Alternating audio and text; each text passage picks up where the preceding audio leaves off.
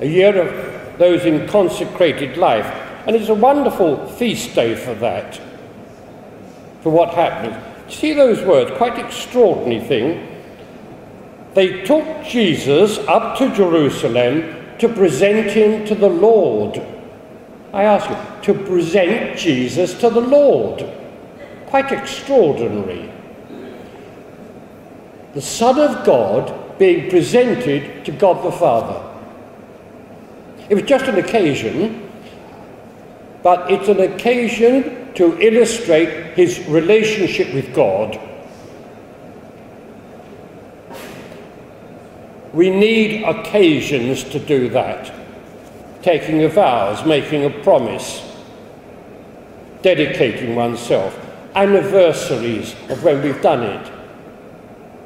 We need the occasion, and they needed an occasion here, but only to illustrate what is deeper and more lasting than that.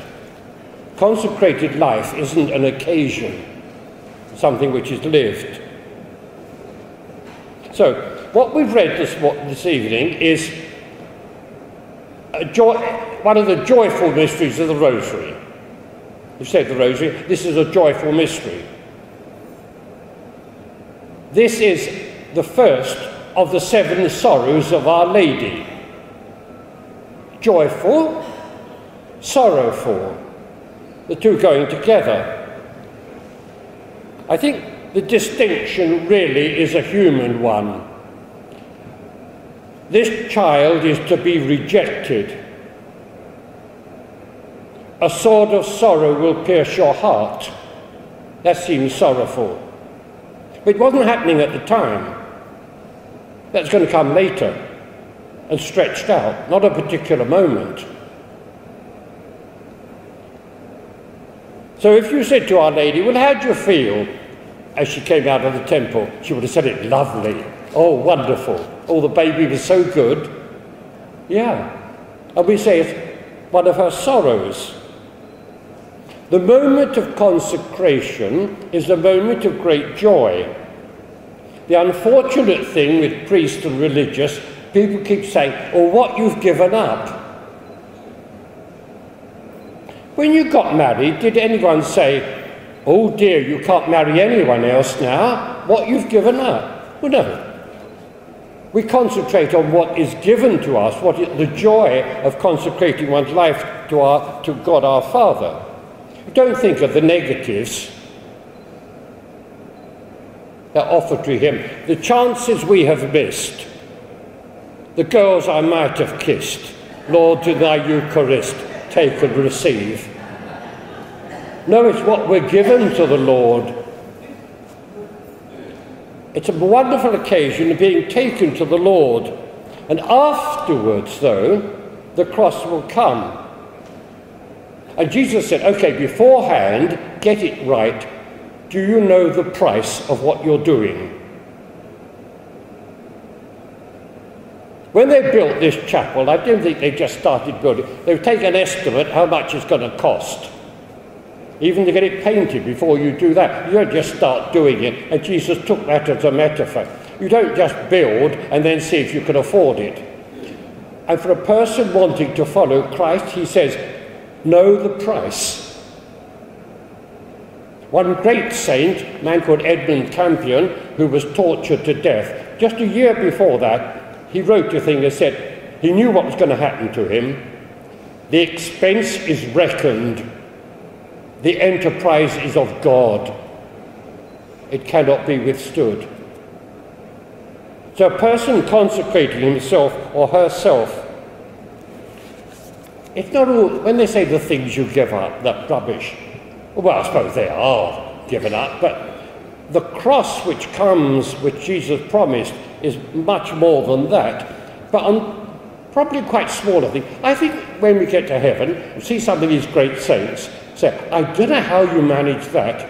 And they'll say, oh, that was nothing. What hurt me was... St. Teresa of Avila, what a marvellous saint, talking to kings and princes. They went to one house where there were mice. She was scared stiff. These are the things which come to us. A little while ago, a lady said to me, I feel I'm being held hostage. People who are holding me captive are totally unreasonable, illogical, make demands I can't possibly answer. They call it parenting. I said, well, you could call it religious life. Exactly the same thing. Trying to live with people who drive you mad and you love like anything. Or in a parish. Not long ago in one parish, there was a flaming row between two holy ladies shouting at each other. And another person in the parish wrote me a long email about it, very upset. And she said, in business, I would know how to deal with this. You give a caution and then disciplinary action. But you can't do that in the family. In a community, with your other friends, you can't do that. But living this life, it doesn't matter about the things that go wrong. It's because we are dedicated to Christ, we're walking with Christ. Take up your cross and follow me. It's not the cross that matters, that's going to come. It is being with Christ, to walk with Christ, to live with Christ. Quite extraordinary. And so to grow in mercy, simply be having to live with people like that. When I was teaching, I used to help with careers. So if you get a boy or a girl who says, well, loves children, gets on very well with them, knows how to explain things, you say, well, she might be a good teacher. Or somebody who could sit for hours with figures on his own in an office. Yeah, he might be an accountant or a banker. Or somebody who's got a good bedside manner and a scientific frame of mind, be a good doctor. What would make a good religious or a good priest?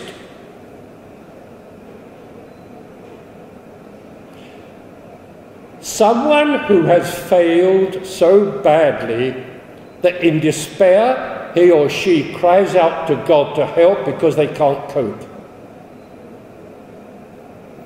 A person who has suffered physically or mentally, a person who's gone through such depression that they can have compassion for people who are suffering. Those are the signs. Or somebody who has behaved so disgustingly and so disgracefully and is in shame and can understand how easy it is to fall. That's a person who could make a good religious, a good person, a good priest dedicated to God. The other things don't matter.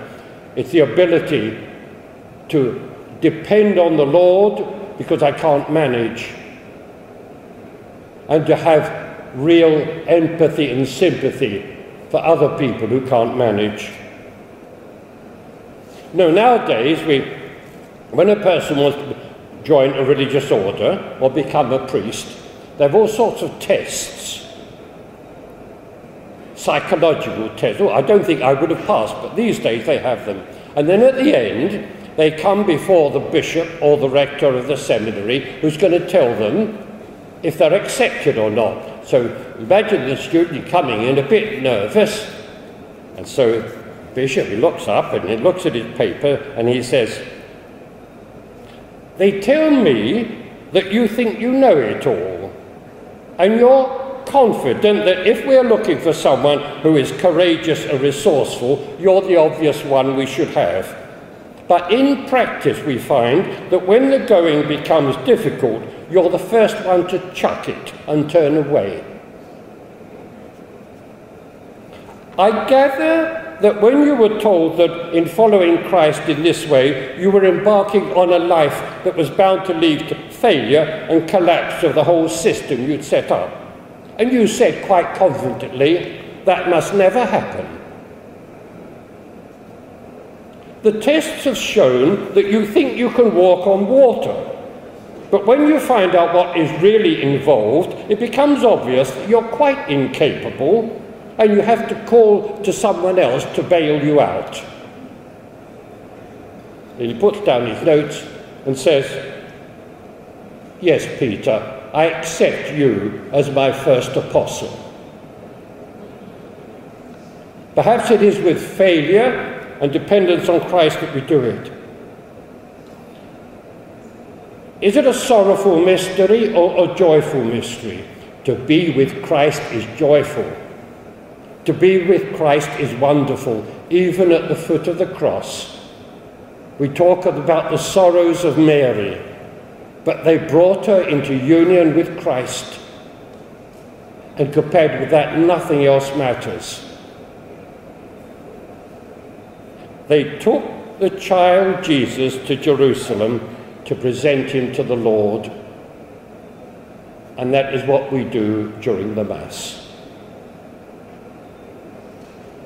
Amen.